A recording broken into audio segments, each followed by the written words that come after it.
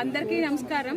రేపు మా పార్టీ అధినేత అయినటువంటి జగన్మోహన్ రెడ్డి గారికి జన్మదిన శుభాకాంక్షలు తెలియజేస్తూ, అలాగే పార్టీ కార్యకర్తలు అందరూ కూడా ఈరోజు ఘనంగా జరుపుకుంటున్నాం జగనన్న బర్త్డేని.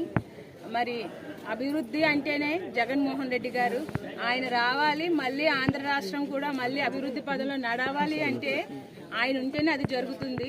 మరి ఈరోజు ప్రతి ఒక్కరూ కూడా 41 వార్డులో అందరం కూడా ఒక పండగ వాతావరణం నెలకొంది. ఈరోజు అంతాను నిజంగాను ఆయన ఉంటేనే మాకు పండగ, జగనన్న ఉంటేనే.